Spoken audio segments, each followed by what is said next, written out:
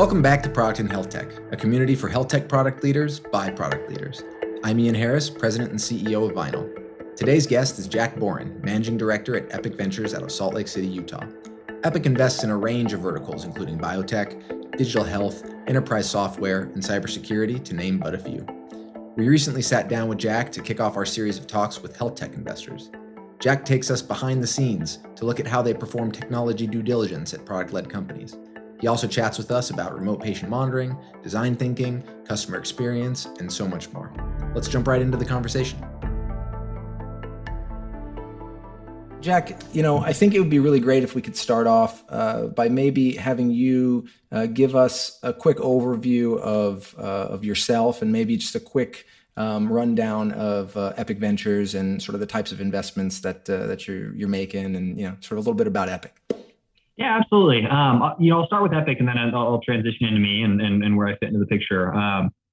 Epic has been around for, I guess 26 years now. We started in the mid 90s, first real venture heyday. And, we started with what at the time was a very novel strategy. And that was, investing like venture capital dollars in anywhere besides major tech hubs like Silicon Valley, Seattle, New York, Boston at the time. And we were really excited about Salt Lake. And I say we, I wasn't here at the time. I was quite young. But my partners were really excited about Salt Lake and the mountain region. And so we, kind of joined forces with one of the large financial institutions here locally, Zions Bank, formed a venture fund and started backing, interesting entrepreneurs in a variety of different categories. Very geographically motivated type strategy, riding on the backs of massive successes here like Novell and WordPerfect in Salt Lake. And over the next 25 years, have just been able to be a part of some really interesting, entrepreneurial exploits, everything from, an ancestry.com 20 plus years ago to, a health catalyst more recently, or collective medical technologies, or recursion pharmaceuticals, or Instructure, list goes on. And I'm largely highlighting that we've stayed partially true to, our geographical focus, but we've, also say we've expanded out past that, and we invest outside of the Mountain West. We invest across the United States in a variety of different sectors. I joined about 10 years ago at Epic. And at the time we were starting to make a transition from, again, that, generalist geographic focus to, really zeroing in on some sectors that we thought we were good at, right? So we took a lot of data from, both our past investment experience and, from the networks that we had built over our investments, and kind of zeroed in on a few sectors that we were most excited about. One of those is healthcare, which we'll talk a lot about today, and that's the team I lead at Epic. Yep. Another one's future of work, and that's kind of broadly defined. It's everything from HR systems to, ed tech type platforms. Another one's financial technologies. And then the last one's IT security. I'll be quick to say, not being one of those categories doesn't mean you're not a fit for Epic. We're still generalists at our core. So about, half, maybe a little over half, maybe 60% will fit into one of those buckets. So when it comes to health tech, just in particular, and obviously the audience here is really interested, I think, in that space. Is this an area, a sector that, was there some big thesis? Did somebody sit there and write a white paper about how, health tech was going to be this great opportunity and you really needed to be looking for those companies? Or did it kind of happen because you were looking for great opportunities and you started to see a lot of good health tech companies, or was it somewhere in between? Where did that come from? Yeah, it was really in between. The genesis of it is we had made a lot of healthcare investments in a couple of different subsectors of the healthcare ecosystem, and they'd done quite well. So as we were looking at our historical portfolio and looking where executives had gone, what investors we had worked with, the natural networks that we'd already built, there's just a lot of mass there already. So we sat down and said, what's here? Is there something to do here in the future? And can we have a unique advantage in this ecosystem? And it's hard to believe this with 2020 and 2021 as your backdrop, but healthcare investing was not like a really sexy place to be placing money 6 or 7 years ago. Right. There are a couple of niche players. A lot of health systems had started to spin up their CVCs, and the bulge bracket funds all had some investments in the space, but you could kind of count on one hand, maybe two hands, right? The number of relevant VC firms that were healthcare specialists. And So it was a weird time for us to be stepping in. And what we saw as unique opportunity was first exactly that, right? Like a lot less people really focusing on the space. But second, a really unique ecosystem in Utah. So when you look at a company that comes to you, or a founder that comes to you one way or the other, they come to you with a product that already exists, right? What are the things that you're looking at? I mean, are you doing demos of their product? Are you looking, how are you determining whether they're sort of onto something in terms of product market fit, in terms of quality, in terms of, all that stuff? Like, what's your process? How do you think about it? Again, it's very stage dependent, right? So product market, like product diligence for us at the earliest stages really isn't product diligence. It's more founder diligence, right? It's, do they have the correct perspective here? That's going to provide them the opportunity to build a product that's not going to be one system dependent or one payer dependent or one large employer dependent or whatever, but it's actually going to span multiple. It's something that you can actually scale to multiple partners. Build a venture style outcome out of, right? So like that at the early stages, we're really trying to focus in on like, do they have the right mindset here? And as the thing scales up and you get your first partner, a product may be extremely bespoke for that specific institution. And product diligence for us is great. You've spent all this time with a beta client or a co-development, it's standard term there, like co-development partner here, right? Did you build, great, you're the mindset for that, but did you actually build the product that is then going to be replicable in a different system, right? And if not, can you make some tweaks that will enable the product to be replicable? Is this just maybe it's EHR dependent? Is this just a Cerner product? Is it just an Epic product? Are you gonna have issues transferring between the two? Can you sell in a fee for service market, or is this more of a value-based care model? What's the actual market opportunity that you've built here? And that's going to be relevant with, a few co-development partners. Once you get past that number and you get to the 5 and the 10, customers, right? Or maybe 15 and you're in the single, mid-ish single digit revenue, low to mid-ish single digit millions of revenue. There's like, your product is your product, right? There's like real data points that we can pull. There's less you can tweak. I mean, you can tweak, right? But there's less you can really tweak on the strategy there, right? So it's advanced to a point where we can really spend time with those customers and understand how they use it, what their workflow is. We can look for clusters. We can see how broad, we can start to think through what a sales cycle might look, behind it. And, it advances as the company grows. So again, it's a very long-winded answer of saying just like, it really depends on the stage, and we adjust our diligence to fit the maturity of the company at, that specific time. But it does sound like that idea that, the thing has to be scalable, right? Not just from a technology standpoint, right? But from a sales standpoint, if you want a high growth company, worthy of venture investment, like they can't have 1 or 2 customers probably, right? No, it's a really interesting conundrum, right? Because you can get to a position where you might have $1 million or $2 million. Yeah, decent revenue, right? You might even be profitable, right? Yeah. Oh, you might, and you've got you might have a 5-year contract with the system, right? And you look at that and you're like, this is great. And there are, several thousand of these things in the U.S. There are 5,000 hospitals or whatever there are, right, in the U.S. So, extrapolate that out and we're worth whatever in the future, right? And then you step back and you really look at it and you're like, well, yeah, but that's like, you built that just for Intermountain, and there are all these nuances to how Intermountain works that make that extremely difficult to replicate elsewhere. Without giving anything away from a specific founder, but we're sitting in our pitch meetings on our side of things, and I remember a pitch from a guy who was talking about some type of software solution he had built to help optimize the way a certain type of surgery worked within a health system, and he had all these big numbers about how that extrapolated out because there are this many of this type of surgeon, all throughout the United States, and this and that and whatever, and as we did a little bit of diligence, because it seemed great at first, we did a little bit of diligence, we realized that he essentially had the opportunity because he knew the guy who worked there. And, that's why they were willing to, go on the journey with him to have him build this thing, and that, nobody else was really going to be interested. And so I just remember that being a great learning experience, or, validation of our process, just thinking all right, so cool. You've got traction, you've got some revenue, you've got a co-development partner. Why don't we talk to 5 more of these prospective clients and see if this is a thing that they'd be interested in, right? Chris Rock used to do this this bit where he'd talk about how when you go on a date with somebody, right? Your first date or your second date, you're not really meeting them, right? You're meeting their representative, right? Is what it's like. And so like they act like everything is good, and they're showing you the absolute best of themselves. How important is it to you that an entrepreneur has a really clear idea of what the market looks like versus you being able to figure out what the market really is? Yeah, it's tandem for us, right? And first thing I'll say is like, I am the ultimate victim of that kind of, interaction. I leave every pitch. I mean, you can pitch me on like a new, like artificial sweet. And you're like pumped about it, right? Because you feel their energy. Yeah, me too. All the time. I mean, I'm like, yes, this is awesome. And then I have to think about it like a day later. I'm like, wait a minute. So I'll say the most important thing for me is touch points with the entrepreneur. And it seems like an obvious answer, right? But we're all managing so much deal flow that like you have to be really deliberate about spending a lot of time with them.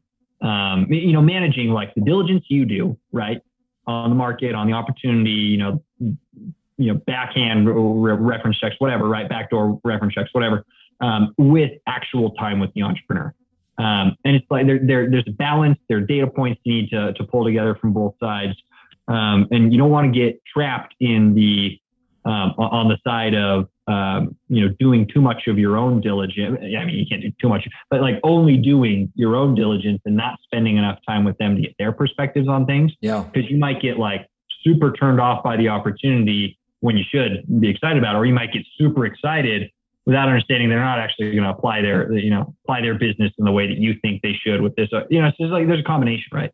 And for me, it's best mitigated by spending a ton of time with the entrepreneur. And as you get information, as you get data points, validating that with them, right? Following up in conversations, asking their opinion of the research that you pulled, how they think about it, how they might navigate specific situations. Try not to leave the witness where you think they should do something, It's time with the entrepreneur, and if there's anything that's been consistent for us in determining whether or not we should have made an investment, it's how much time do we spend with that specific person. There's balance, right? I mean, especially in this day and age where there's just so many dollars going after a relatively few number of really interesting entrepreneurs. So our timeline, like the amount of time we have to really get to a decision, is a lot smaller than would be ideal. So you really have to pound that into a finite couple of weeks in some, or maybe a week in some cases, right? But time with entrepreneur. Sometimes you have the first meeting and you're very, very impressed, and everything seems great. And I always like to have at least one, a couple more follow me, even if it was small dollar investments, because sometimes you realize that you come to really believe in the entrepreneur more, the more you are around them. You like the way they respond to questions. You like the way that they incorporate things that they're learning as they go forward, right? And that's really powerful. And sometimes I find that that I am less impressed as I meet with them again and again, right? It's like, oh man, every time this seems to get more difficult.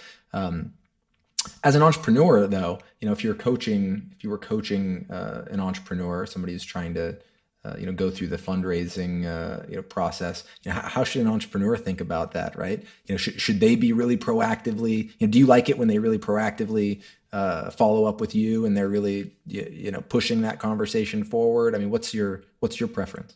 I know it's different for different people, but VCs do a very bad job of hurting feelings. Yeah, I think there's enough dependent on market timing as to whether or not a business is going to be successful that. At least I try to balance, keeping a healthy relationship, not offending people, right?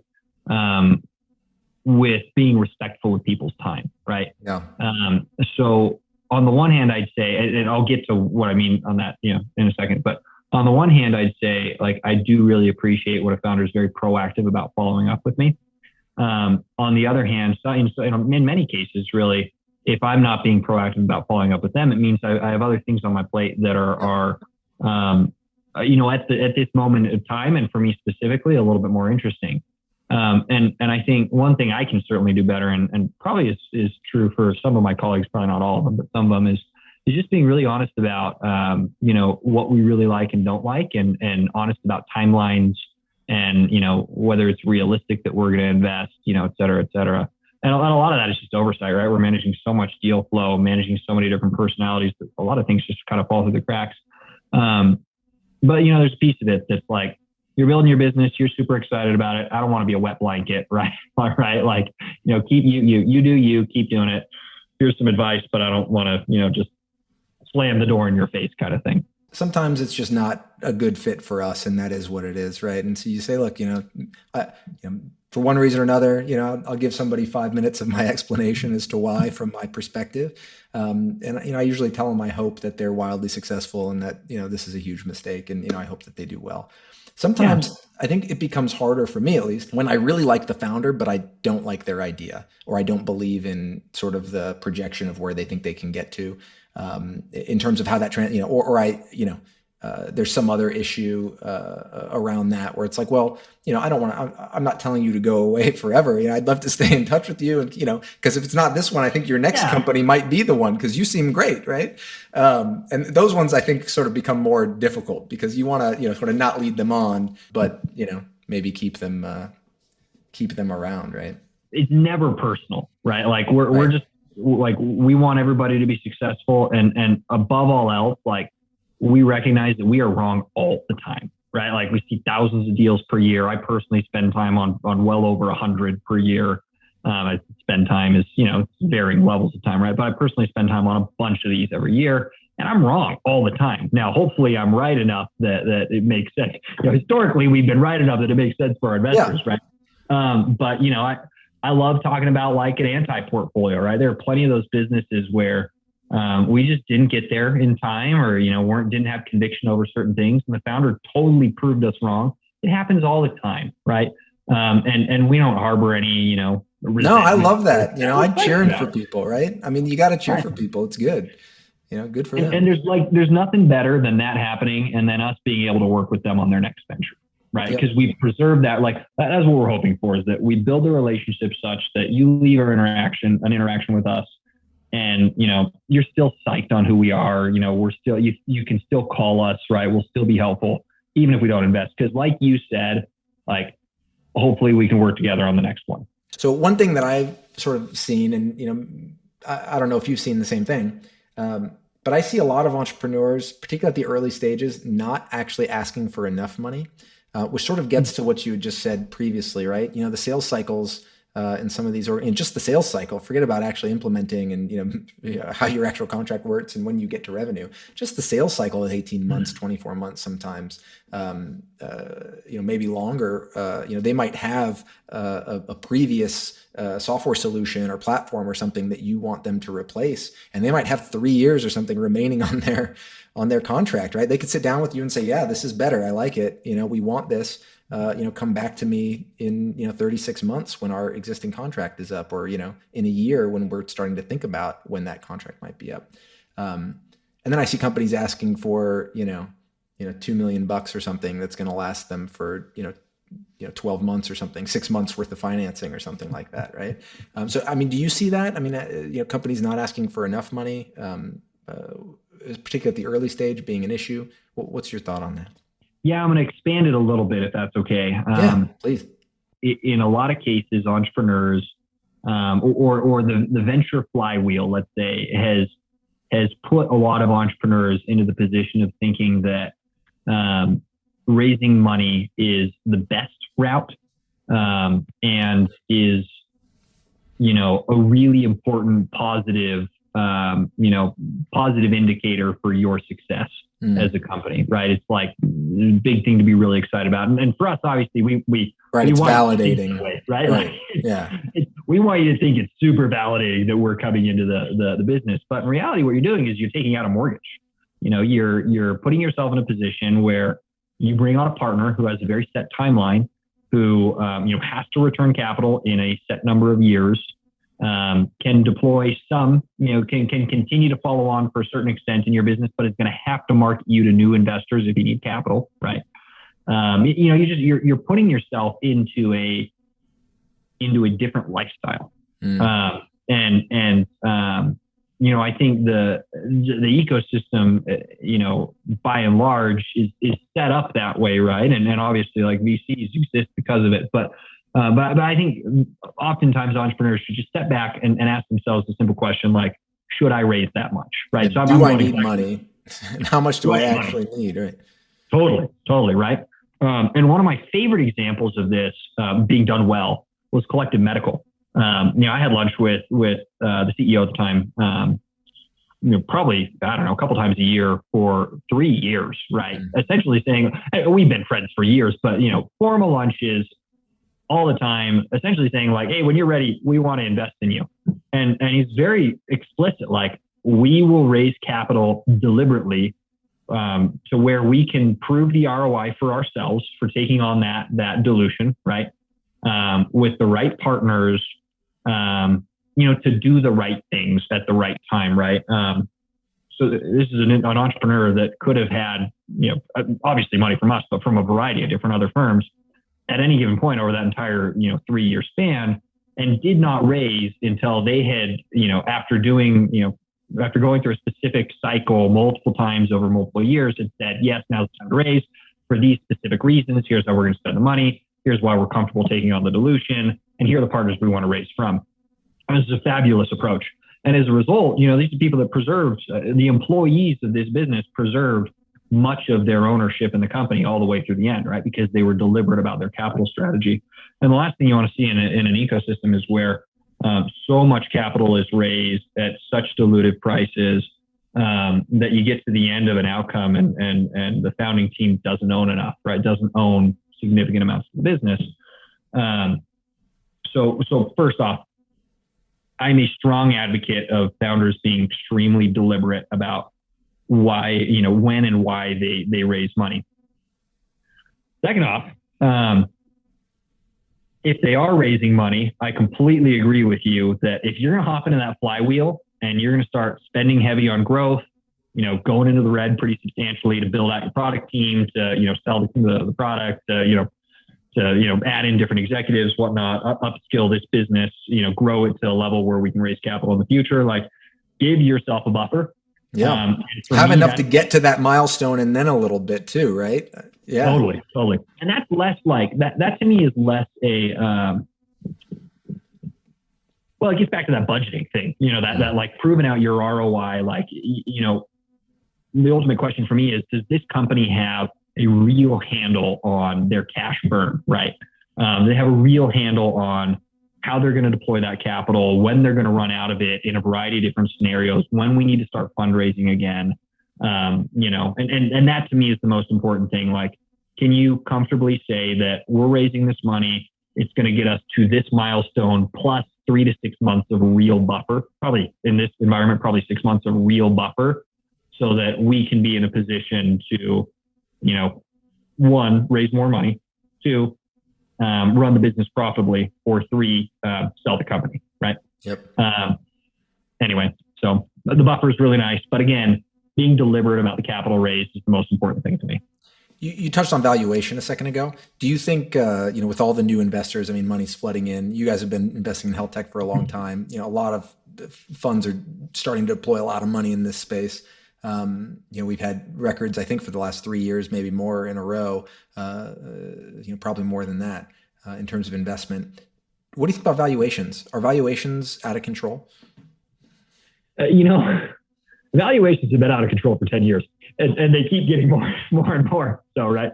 But no, look, realistically, our valuations are eventually driven by outcomes data, right? So by public markets, by, acquisitions, by whatnot, right? Like growth guys and gals need to be able to, extrapolate out a certain type of return, and we're just building up into that ecosystem, right? So when you look at the last month and a half of the public markets, to me, that is the canary in the coal mine where things will eventually start to come down on a pre-money basis for us. It's still high, and it's never an immediate change, right? It takes time for people to realize like the world is different. The world is at least maybe a little different, right? But you're starting to see some pretty wild discrepancies between public market valuations and private market valuations of similar companies at similar stages. Very, very, very wide, very wide ranges. And that's going to trickle down to us. For us at Epic, we're very conscious about our entry valuation. Some people aren't, but we're very conscious about it. We try to be quite price disciplined. Again, at the end of the day, we're looking to work with the best entrepreneurs, and we're willing to pay up for that, right, where it makes sense. But at the same time, it's not lost on us that if we're coming in at too high of a valuation and exit opportunities are decreasing, it puts a strain on our model. One thing I would definitely say is I think these kind of market conditions offer really great opportunities for entrepreneurship as market caps of public companies decrease, and it's harder for them to raise debt or more equity, and they have to make some layoffs. And you'll see that in some private large growth companies as well. Some people will be spit out into the economy that otherwise would not be innovating. They're in cush jobs. They're doing some pretty interesting stuff. They've got great safety nets. Life is just good enough that they're not leaving to start their own business. But some of these people will be pushed out and will be forced into a situation where they'll either get a new corporate type job, or they'll do their own thing, right? Or they'll start they'll start with a really young business and be much more involved in that phase of growth. And that to me is just I'm really excited for that kind of stuff. Some of the best businesses are built in those times. And I think we're probably, there's obviously some bad stuff coming, right? But I think we're probably coming into one of those. You got to find the silver lining, I suppose, right? Yeah.